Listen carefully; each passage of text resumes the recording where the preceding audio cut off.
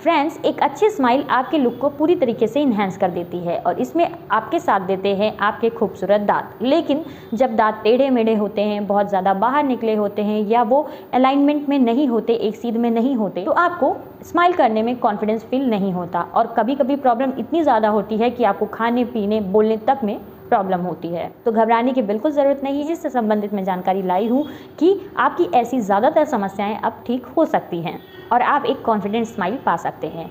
तार बांधना या ब्रेसेस ट्रीटमेंट एक परमानेंट ट्रीटमेंट होता है जो थोड़ा लंबे समय तक चलता है। कभी कभी 6 से 12 महीने तक का समय इसमें लग जाता है। आपको हर दिन डॉक्टर के पास जाने की ज़रूरत नहीं होती। आपको महीने में सिर्फ 1 या 2 बार जाना होता है। लेकिन दोस्तों, ये ट्रीटमेंट लंबा तो होता है लेकिन इसका रिजल्ट ज़बरदस्त होता है।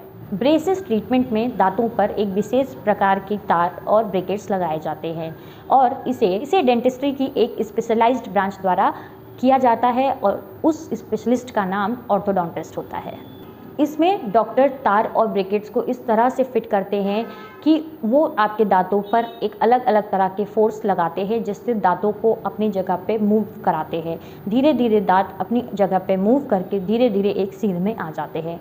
इस प्रोसेस में थोड़ा समय लग जाता है और इस प्रोसेस को होने में कितना समय लगेगा ये आपकी एज और जनरल कंडीशन पे डिपेंड करता है। और दोस्तों, जैसे ही हम बात करते हैं किसी ट्रीटमेंट के बारे में, एक सवाल दिमाग में ज़रूर आता है कि इस ट्रीटमेंट को कराने में लगभग खर्चा कितना आएगा।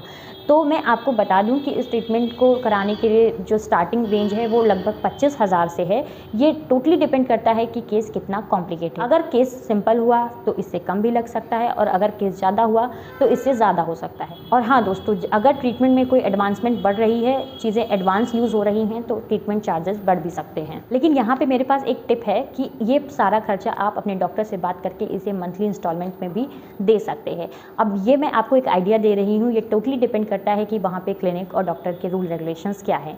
अब ये आइडिया कितना काम करेगा ये आपको देखना। दोस्तों, अब हम बात कर लेते हैं इससे रिलेटेड कुछ कॉमन क्वेश्चंस की। तो सबसे पहला क्वेश्चन है कि क्या इस ट्रीटमेंट को कराने से कोई साइड इफेक्ट होता है। तो कोई बड़ा साइड इफेक्ट तो नहीं होता है, लेकिन ट्रीटमेंट के दौरान और ट्रीटमेंट के बाद आपको बहुत ही ज़्यादा ओरल हाइजीन मेंटेन करने की ज़रूरत होती है। नहीं तो इस ट्रीटमेंट की वजह से आपके दांत में कीड़े लगने की समस्या, मसूड़ों में इन्फेक्शन होने के चांसेस ज़्यादा रहते हैं।